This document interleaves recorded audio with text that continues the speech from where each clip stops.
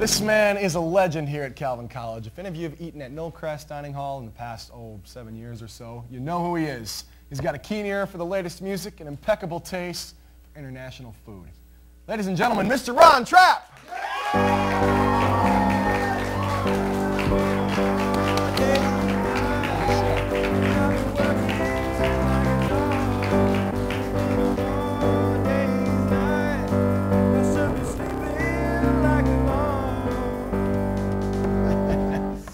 All right, folks. Here he is, the man, the legend, Ron Trapp. Thank you. Ron, we're all curious. Wow, great audience. Thank you.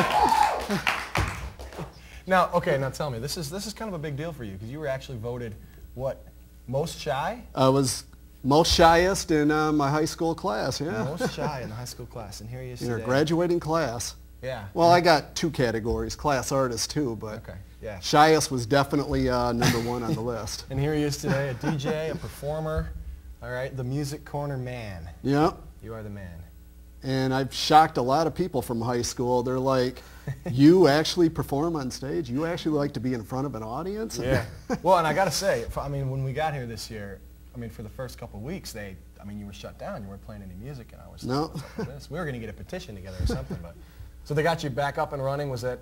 Yeah, it was the students who did that. Oh, really? Petition, emails, lots of comment cards. So they did have. Okay, all right, cool. Yeah. Well, we're all glad you I never realized that playing the music in my section was going to be that big a deal. To everyone, Yeah. but. Cool. All right. Well, let's tell me how you got into showbiz a little bit. Just how I got into it. Yeah. It was mostly it was a stalled car of all things. A stalled car. Yeah, in the middle of winter, and I was looking for a phone to use, and there was a nightclub. Okay. It was called Easttown Theater Presents Shout, and I went in there to use their phone, and they kept looking at me. Right. And they kept saying, "Are you looking for a job at all?" And I was like, "Nightclub business? Yeah, okay, what do you got?" And they're like, "Well, we keep looking at you in the face, and we seriously need a Paul McCartney." And it's like a blessing that you just walked in, because they go, "We got a Beatles act." Yeah, I mean, I can totally see it. Paul McCartney right there. And we have a Ringo, we have a George, we've got our John, we just can't find our Paul. And the women that come in keep saying, "How come you don't have a Paul? He's the cute one of the group." Mm-hmm. Thank you. That's where you come in, cute Paul McCartney. And yeah, and just like that, I was hired in. And for 4 months, that's pretty much all I did, apart from standing at the door checking IDs, was I was always Paul McCartney in the stage act that they did, because all employees were also the actors. All right. And it was down the road that I started to let them know that I can do other characters, you know. Right. And, oh yeah, we've seen this. And yeah, and I psyched them out by coming in costume and not letting them know who it was. And they're like, "Oh my God, we got to have you do this and do that now." And what it did was, because I had tremendous stage fright, but being in character on stage and just mimicking music and listening to a crowd just cheer, it just totally broke that. It got to where I couldn't stand it unless I was on stage. Yeah. The greatest moment of every weekend was, I can't wait to be on stage. I can't wait to be up there. Oh, it's great. Just to stand there with a guitar and do this, and not knowing that I could actually sing the words and actually play a little bit of bass. But sweet. Okay. So you play bass. Did you pick that up after you started in the club? Well, actually, what I didn't tell them is I was actually auditioned for a Beatles replica band. Really? Okay. And it was short-lived because Apple Records put a shutdown on all the replica bands that were out there and cut it down to just the Beatlemania Broadway show and 1964 The Tribute. Right. So all the rest of us, we would get sued if we used any of the Beatles music. So that broke that off. But you almost made it. Almost into yep, the big almost. time with the Beatles replica almost band. could have been a Beatle. Yeah, almost. That's great. So tell us the story of how you came to Calvin. I mean, we're all curious. We're all curious. We want to know. Yeah. How did you end up at Calvin College in the music? A lot of people are surprised when I tell them that what really caused it all was a near-death experience. Yeah, and I mean, you told me about that earlier. But. Yeah, that was something that just totally changed my life. I was always real shy.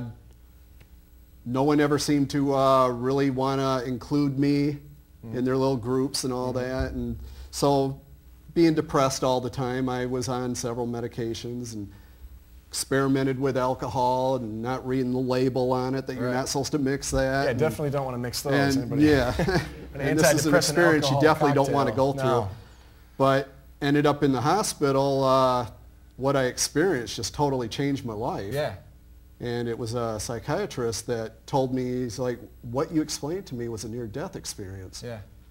And I just saw things so differently, and then I was introduced to a Christian church. Yeah.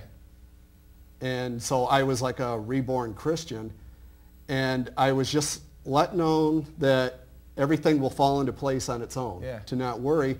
And here I am working through a temp service, and the first place they send me to is Calvin College. Yeah. Oh, I'm going to be working at a college. And they're like, oh, yeah, but it's a Christian college. Can you handle that? And I was like, I think I belong there. It feels like it, because I know I'm going to be led somewhere where the right people are that I should be with. Well, you know, okay, now we've all heard the crazy stories about the light at the end of the tunnel and all this, you know. Yeah. But I mean, this actually happened to you. It happened for me, yeah. Right. There are those that say you just imagine that. There are some say that you actually have seen the light of God. And I tell people to just take it the way you want to perceive it. But for me, it changed my life. Yeah. Entirely. And so you ended up at Calvin, working at Calvin. Seemed like a great And fit. it seemed like the first day I was working here, it was like everyone that came into the dining hall, automatically I knew I was going to be friends with them. Yeah. And within a short time, they're like, we got to have you working for us full time and be hired in. And it was down the road, but I finally... 6 months later? Yeah. 6 months later, I had just happened to call to see if they had any positions. And the minute the secretary over at Knollcrest answered the phone, I didn't even say who I was yet. And I just said, hello, yeah, I'm wanting to see if you have any positions open. And she said, oh my gosh, Paul McCartney, right? Almost. Almost. No, she just right away says, is this Ron? And I'm like, yeah, it is. And she's like, you're looking to get hired in? And I was like, yes. Almost like she knew. Yeah. Just like it was meant to be. And I was just like, well, there you go. Everything would fall into place, and I'd be in the right place at the right time. And ever since I've been here, and it's been 6 years now, it's never felt like that, but I just feel like I'm with the largest family I could ever hope to have, and I'm in the place I belong. Right. And it's been a godsend ever since. And we love it. We wouldn't be the same without you. And I never thought I'd be in food service, but wouldn't be the same without him. No.